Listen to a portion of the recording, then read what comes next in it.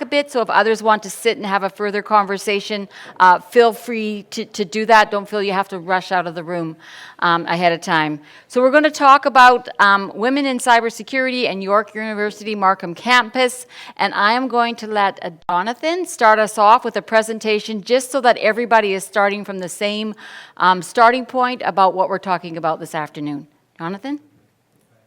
Thanks, Shelley.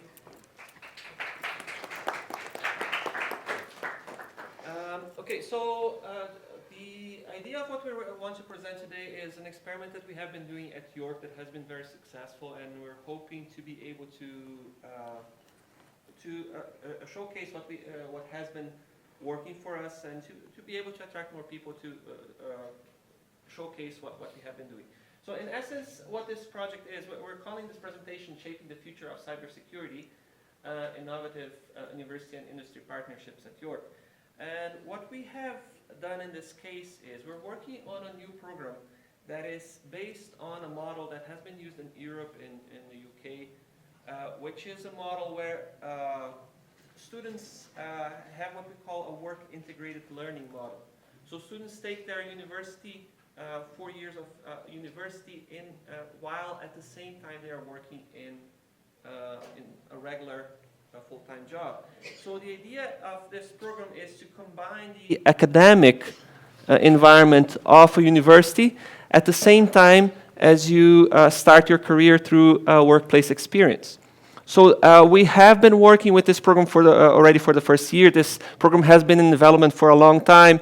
We have several trailblazer companies that helped us develop this material in such a way that it focuses on the material that industry actually needs. We have several companies that are listed here. We have Alstom, BMO, Dayforce, Shopify, Quanzer, OPG that are actually hiring the students in the first cohort. And in this first cohort, what we see is a very strong group of students that are able to use their abilities to be able not only to further their careers, but also bring positive change to the companies as well. So the idea of this program is a Bachelor of Applied Science and Digital Technologies. The program is designed in such a way to be, in essence, the same as a regular computer science program, with the difference being that this is going to be a focused program where students are going to have an accelerated process through the program. It's not a Bachelor of Science course, so students will not take individual courses on math, stats, physics, and other programs like that. But anything that they need for their careers is going to be taught on demand and with the courses that require them. So we're going to see several different aspects of it. But in essence, the idea is a 4-year course with 3 possible specializations that students can take. So they can take a specialization on cybersecurity, on data science, on software development, but they also have a core program within that. The program and all the curriculum and all that was built with input from multiple companies, like several different trailblazers over the last few years. We have already, as I mentioned, the first cohort. The next start date is going to be in September. We already have quite a few students in our talent pool to start, and we're hoping to get a few more students interested in this program as well. The idea of the program also is to allow companies to be able to use this opportunity to not only train students in what actually matters for them, but also to use this pool of students that are very highly motivated. By the way, I have been teaching these students for the first year, and I can tell you how well motivated they are. They are a very cohesive group. They learn from each other, and they learn in their own companies through this process as well. The program itself is works in 4 years. In the first 2 years, what we see is a bit more of foundational and a few enhancement programs. One of the things that you might notice if you're familiar with typical computer science programs is that many of the courses that students take are more focused on the computer science side. So for example, computer networks, operating systems are already taught in second year instead of in the third year as usually in a computer science program. What you're going to see is that students, by the end of the third year, they're going to have taken most of the programs that a typical computer science program will have taken by the end of the 4 years. And this has to do with also the learning that students take in their workplace, and also the fact that we're focusing on what actually is important for the industry in this context as well. The first 2 years are general core courses, although some of the concepts that you're going to see are also specific to the different streams, but taught to all students. So for example, principles of software development, security fundamentals, data science are taught to all students in the second year. And in the third year, students start to specialize in their own area. So for example, working with cybersecurity, working with software development, working with data science as well. In the fourth year, most of the students will be more focused on project courses and courses that extend their knowledge in their own specializations as well. So there are 3 different streams, as I mentioned. In the third year, what you're going to see is that these students will actually learn about in multiple areas, like some initial specializations associated to their areas, specializations. So for example, in security, they're going to start working on a little bit of network security, which builds on the stuff that they have already learned in the second year in terms of computer networks, in terms of fundamentals of security, and at the same time working on security by design, working on multiple aspects related to security that can actually enhance them as they progress through their work.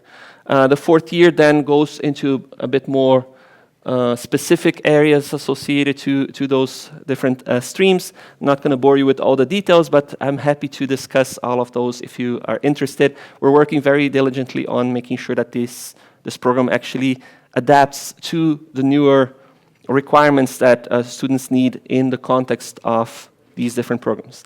One of the interesting things that we see in this program is that we have a very diverse group of students and also employers that work with us. As a matter of fact, in our first cohort, we have about 40% of our students are women, which for a computer science program is comparatively high. So we're very happy to see these students, not only the women, but all of the other students that we have in this cohort, getting involved in this project and enhancing their abilities, but at the same time also getting engaged in the work that they do in their own companies as well. In addition to the students, we also have a few of the managers that are involved with these students, also coming from a diverse background, not only in terms of gender, but also in terms of other aspects like ethnicity and so on. So these are some of the women that are involved in this program. I should point out also that we have some initial talent pool from students that have already applied for this program. We see a very high number of women within this pool as well, so if you're interested, you can get in touch with our student recruitment people that are in the booth as well, and we can get more information related to that. Should point out also that for employers, there's a lot of benefits that they can actually take from this as well. The fact that they get improved access to talent from of students that are coming from high school, very well motivated. Many of these students already have some projects that they got involved in from the very beginning and are very motivated to work with technology from relatively young age already. Also, there are some funding initiatives from the government that you can take advantage of that also help to offset some of the costs associated to these students, and you're able to then get access to this benefit. You also are able to then have students that, because they are trained in your own environment, they have the tendency to be able to be potential employees for a long time. You have a retention for these students that are trained in the environment and in the technologies and in the processes that make your own company great as well. So, and within this context as well, like as you're training these students, you also get guidance not only from the faculty within York University, but also from learning skills coaches that kind of work in combination with the companies and with the students to make sure that they grow within their studies and not only improve their own skills, but also bring positive advancements to the company itself as well. So within this, this was kind of an introduction to what the program is about. We're going to work on some questions and address a few comments that you might have. So. Oh, thank you, Jonathan. Okay, perfect. Thank you. So that allows us to get an real quick insight of what they're doing at York. Now we're going to call some others on the stage. Jonathan, you're going to continue to join us, so grab yourself a seat, and maybe I'm going to sit over here. Probably not where I'm supposed to sit, but I never follow the rules. Okay, there we go. You're good. And we're going to call on stage Sienna and Vidu to join us as well. Okay. So we're going to have a conversation. So do we have any students in the room? Potential students? Okay, good. Do we have anybody that works for an organization that may be interested in partnering? Has some questions? Okay, good. Okay, so you're all here. So we've got some people to help us answer your questions and talk a bit about the experience. So you said application for admissions is still open for this year's cohort. Is there a deadline? So you can continue to apply to be a part of the program. Enrollment is conditional upon you finding work within the program with us ourselves, our business development. Okay. Yes. Up until September. September, okay. So you have until September to figure this out. So you want to get started sooner than later? Yes. They do have a booth here. It is down the hall, right across from where the mentoring Capture the Flag was this afternoon. So if you're interested with more details, you want to go down there and meet these gals after the event, or hang back and meet them in the room. I just want to point out a little bit about the process for selection. What happens is that you're going to apply for York as a student, but at the same time, you're also going to interview with the companies. And within this process, companies are able to then make sure that they hire students that match what their expectations are for the individual requirements that the company has as well. Okay. So this is going to be a combination process. Okay, great. And Sienna, maybe if I can get you to tell us a bit about yourself. Sienna is a student in the program. So maybe how you found the program, the process of getting into the program, and what it's like now. Yeah, so I'm a fresh graduate from high school, so I'm only 18. So if there's anyone that's young like me, you're not alone. So how I found this program is, oh my gosh, like last year around this time, if not earlier, around like February, where I went to downtown Toronto, and there was a university fair where we got to meet with different universities like UFT, Guelph, Western, all of that. So I went with my mom, so we did like a huge circle, checked out their programs just to see what's going on. Then I found York University. One of our guys, Adam, who's also on the student recruiting team, I met with him, and he told me about this program, and my mom and I were just like, oh my goodness, you're getting paid on the job, you're working 80% on the job, and then 20% academics, which I was beyond words. That's completely different from any other university program out there besides the UK. But that's what really sold me on that. And also, as a university student, a lot of students are in debt, and while you're getting paid, this is also helping you to pay it off, so which is great, other than applying to OSAP and all that. But yeah, that's how I found the program. And then really what took my interest in cybersecurity, let alone technology, was I was always interested in like investigative work. So I did consider like criminology as a sector of career where I could work. But there wasn't really the technological perspective in that per se. So then I was like, okay, let's see maybe robotics, more technical. But then again, I was more into the investigative kind of hands-on type of thing. So that's when I also found cybersecurity, and the program offers cybersecurity, web software, and data. So that's how I really started. And then also I'm a pretty professional ballet dancer too, still doing it now for over, the 15 years of my life. But yeah, I also found that there's a parallel between dance and cybersecurity, where in dance, you want to captivate the audience, making sure they're in a whole different world, they're relaxed, you're trying to get them out of reality, whereas cybersecurity, you're giving them the assurance of safety, secureness. So I also found quite similarities between the two. And yeah, that's really my interest in cybersecurity. So tell us about your process of application. Did you have to find your sponsor? Yes. How did that work? So at first, I didn't even know you had to apply to the job at first. So I thought we were just going to apply to the university and that was it. And then the interview process would be during that time. So there was a whole miscommunication there, but then we found out and all of that. So yeah, so on York, our website for our program, there's like a job posting board, so where you can apply and the type of positions. So the first one I saw was Dayforce. Back then it was Ceridian, as we rebranded. But yeah, I saw that. I was like, okay. So you had to fill out an online form about what can you give to the company and more of your technical aspects. And then you would hear a call back for them if they want you or not. So then you would do the first round of interviews more like how you would fit into the company, like your goals and making sure you're aligned with the team. And then if they like you there, then you go through another interview phase where it's more technical. They want to see what you've done, whereas I was in high school. So I showed like my high school projects that I've been doing. And yeah, and then it was quite, I think like around like 5 interviews going around both of those. And yeah, and then I got in.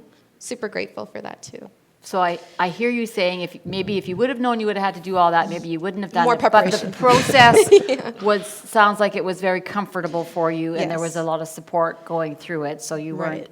good. That's good to hear, because some people, if they have to do too many things, are like, no, I'm going to walk away from that. But good to Yeah. hear that that was comfortable Sorted out. and worked out well for you, and the process was easy, and the support was there.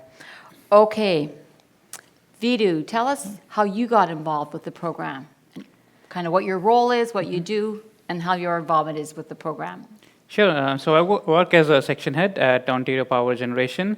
And how I got involved is, my manager reached out to me saying there has been a tie-up with the HR and at York University, and there's a good pool of students that we can hire from, and which got me really excited because we already had a shortage of talent within cybersecurity.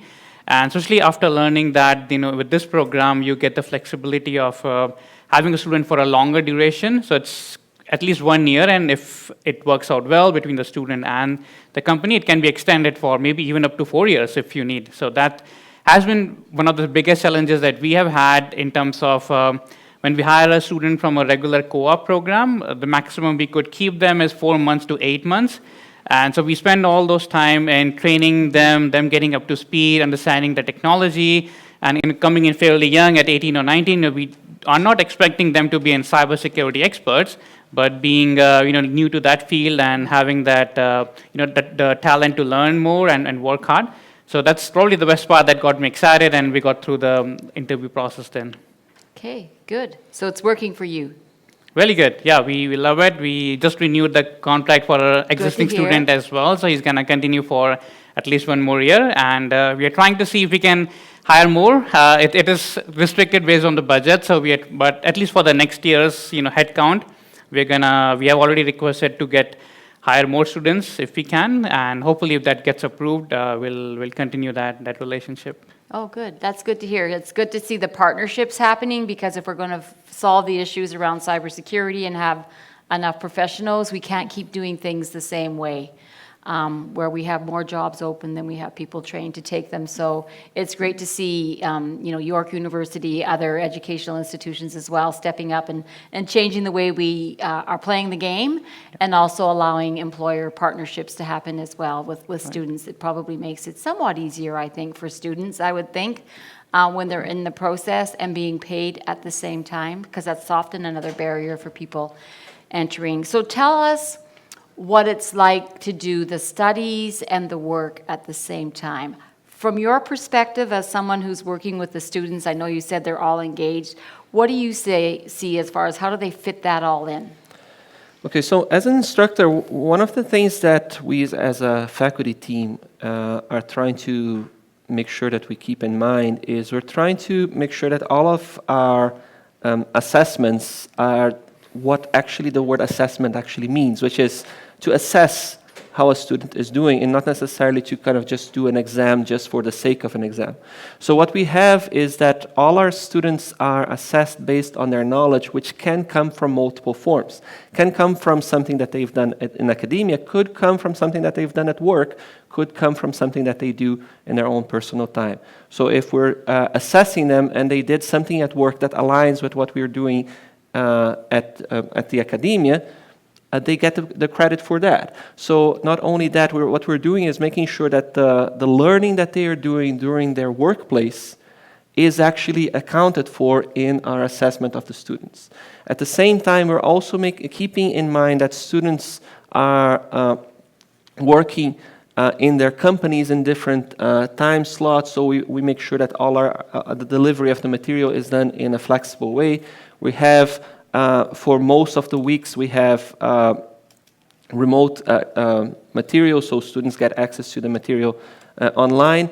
We have a few block weeks where we get a little bit more intensive with the students, and students are able to then get access to the instructional staff, and maybe have some additional assessments as well, maybe do some laboratory work to make sure that they get practice in the material that they're learning, but also always having contact not only with the teaching staff, but also with a learning coordinator that will make sure that they are able to align their studies with their work, and also a skills coach that will make sure that they align their work with the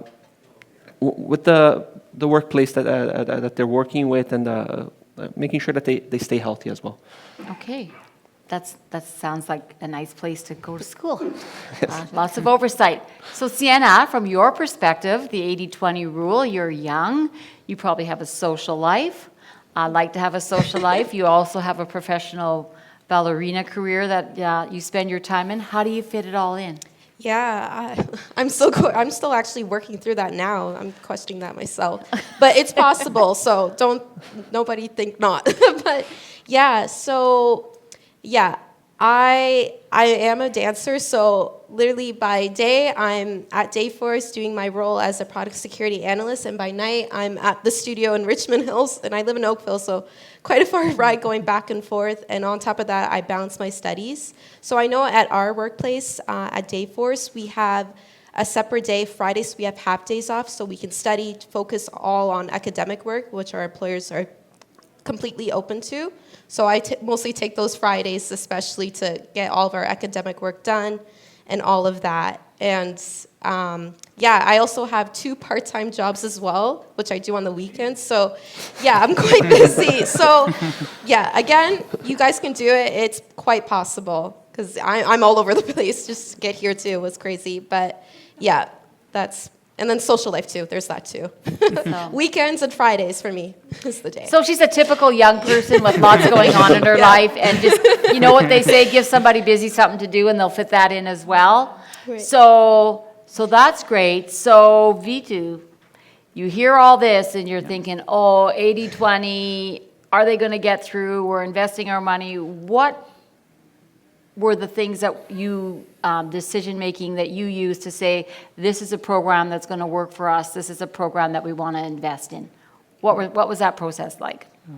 I think surprisingly, the best thing that is working is it doesn't even feel like that they are working or they're going to be at school full-time, which is actually what you would want if you're expecting someone to work almost full-time, like 80 to 90%. So they do, as Sienna mentioned, we have a similar program that half a day on a Friday, the student get to focus back to work, and then there's one week, I think in a month, where they get full time off from work, which is kind of like a vacation when a full-time employee takes. So from our perspective, it doesn't even feel like that they are on a full-time course, and they are very dedicated. They are working, owning the deliverables that are given to them as well, taking full ownership, reaching out whenever it is needed. So almost feels like a full-time staff for an employee that is working, for the company, and that you can rely on, that you can work, that has understood the expectations, and are able to, keep up to the demand. So I think it's pretty amazing on what what all the students are doing. So as someone who's invested in the program, it's working, what were some of the outcomes that you were looking for from the program? And what is it that's going to keep you investing in the program? Right. I think a couple of things. The first one is, yes, having that continuity, as I mentioned, of being able to renew someone's contract so that, the pool that you are training, as I mentioned, there's already a shortage of cyber talent. So if there is someone that you have groomed that understands your business, we don't want to let them go, right? Because now they are kind of value back to us, and they can do a work which a normal employee might take a couple of hours, but now that they understand the business and the people, they can do it fairly quickly. So having that continuity, I think, would work really good. And having that, I think, great pool of talent where the students can, even during their high school projects, where they can get involved themselves into more and more technology-related projects or initiatives, things that they can do on their own, whether it's using any of the AI apps or just building their own stuff, right? So as I think Sienna mentioned, the more you would collect those projects, those side work that you would do, you can actually show and demonstrate how that might relate to an actual work life when you might want to apply for a job. So having that mix of students where they are eager to learn, they have done some work in the past as well, be it in any field, but having that visibility that they can actually do, are eager to learn and work hard, which I would say is the more. So the secret is he's not telling you that he's really going to be at the forefront of finding the best top new talent. Because if you can do all that Sienna is doing, you're not a slouch, number one. You're pretty committed, you're probably pretty curious, and people are going to notice you. And I say that because a few weeks ago, I met this 16-year-old who's working at the Pentagon advising them on AI. And why would you get a 16-year-old? Because they're all over that stuff, right? So one of the things that I see as a big win for your investors that invest in the program is they get access to these people who are not fitting the mold. Yeah. They're breaking the mold, and they are part of the future. So now when you have these students, would you expose them to a breach? Or would you put them in the corner? I think we do, right from day one. So I couldn't share the specifics of it, but Right. yeah, I do know that I think the next week where a student joined himself, that he actually got involved in part of an incident management call where, he started off as taking notes, but then, he had really good questions, after the call, and really trying to understand what everybody said and trying to tie all the buttons or all the loops by himself. And so being able to get through that and understanding how it works, down to the wire, and how different stakeholders, how to work with different teams. So I think, really, just getting into it from day one and learning on the job, which is as part of the curriculum that they mentioned as well. I think that's probably, I find, the best way to learn in being done my master's and my undergrad as well. I think, you do learn certain good skills in a traditional undergrad and master's school, but if I had to redo it, I would probably join a course, something like this, where I can actually learn way more from a regular work than a traditional course. Cool, yeah, that's great. Yeah, you hear a lot of people say that, right? If I could do it all over again, I'd do it this way. Great job. There's a question. So You have a Vidu, I'm going to question? ask Vidu one more question, and then I'm going to questions, because I promised everyone I would end this on time. Yeah. Okay, Vidu, there are lots of different industries that are looking for cybersecurity professionals. Can you share with us what industries are most involved right now, what industries you're looking to get involved For me. in the program? Yeah. So we have multiple industries right now. Like I mentioned, for example, we have from the financial sector, we have BMO, we have Shopify.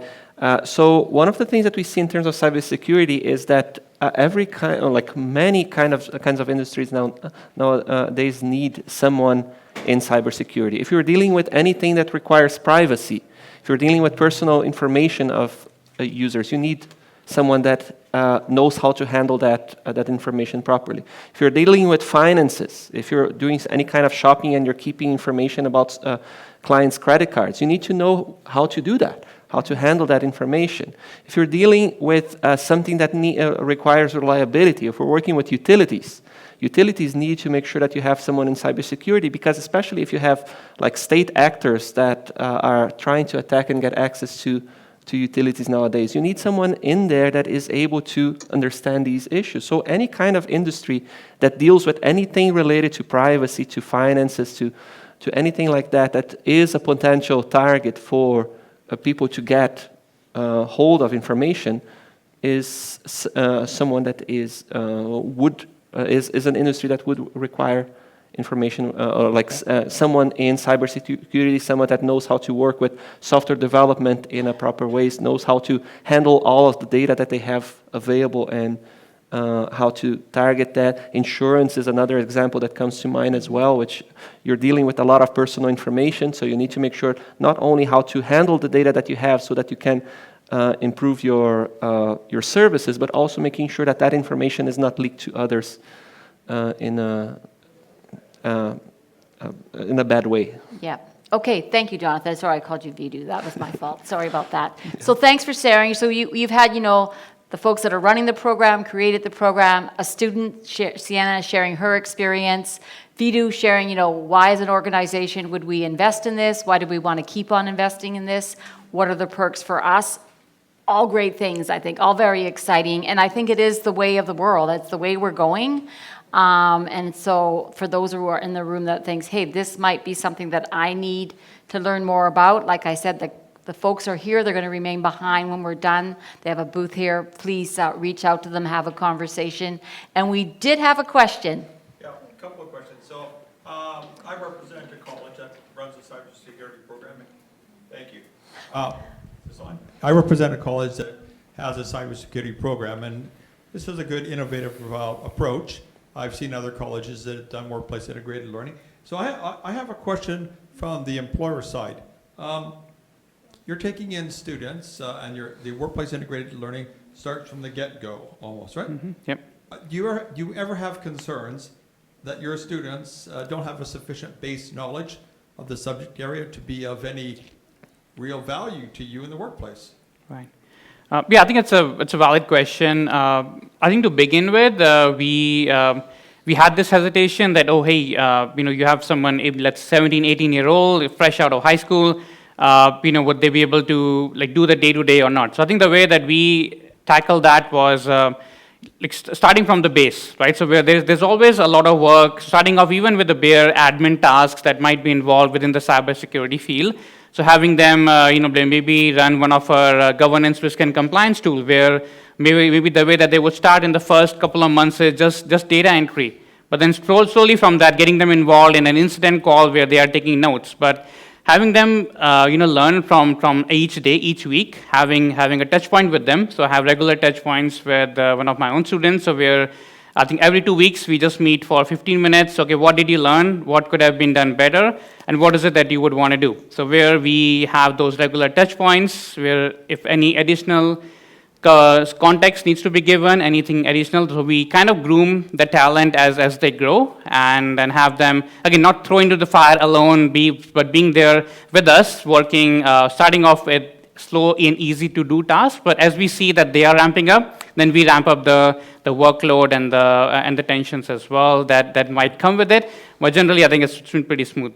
And I think because you're part of the interview process, Yeah. as an organization, you know what you want to take on. So if you're like, we don't have time for someone who's just like bare bones, going to be, it's like, so you're choosing who that student is. As Yeah. the employer, you have that say. So you're picking kind of how much of that responsibility and what that journey is going to look like. Quick follow-up question then for the educators.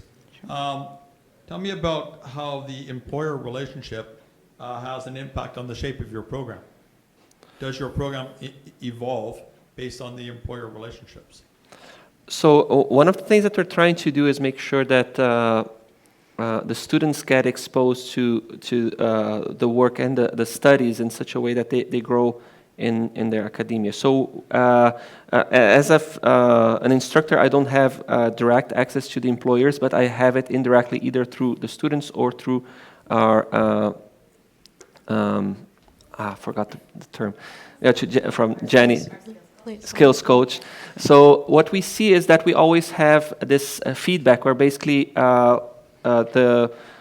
we see what the employers have to tell us in terms of what their needs are and how we could improve in terms of learning. But at the same time, we can also get in touch with the employers to make sure that they place students in activities that enhance their learning in in the level that they are. So for example, if they're working in the first year and they're working with introduction to computing, maybe they should be exposed into something that at least gets them some exposure to coding, or something like of course we won't expect students to get exposure to every single course, but at least something that is suitable for the level that they're going to be in. Right, so like a two-way program advisory committee, something like that. In essence, yeah. So we have the skills coaches that work with that. We have we have some faculty that also work with the students to make sure that they are able to use the work that they are doing to advance their own studies and kind of apply for individual credit in courses and so on. Okay, thank you. Thank you for being patient with my frantically waving hand. I know, thank you.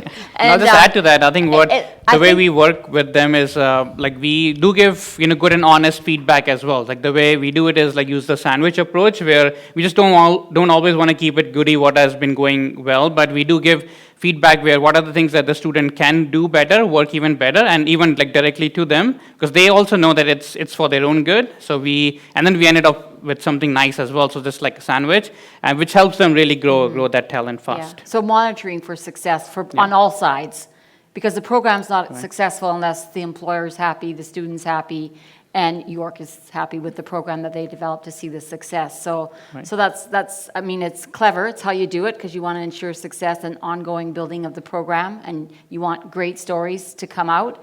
And like you said, there are difficult days. It's not all easy peasy, but the conversation is ongoing to allow for problem solving in that. Great. Well, I think our time is up. It is. We're 2 minutes over. But I really appreciate you being here, asking me to moderate, giving me the opportunity to learn about the program. I appreciate always when the employers of our world step up and want to engage in the problem solving, and that always means money. Because we need to invest in our future. Sienna, for taking the chance and the opportunity to jump into something, which was unknown. You didn't really know what you were jumping into when you jumped in, and you learned along the way, but you stuck with it. And for Jonathan, for being part of the program and developing it. So thank you, everyone. Hope to see you all at the gala. They are at their booth still. They're going to hang around here if anybody has further questions. Thanks so much for your time. Thank you.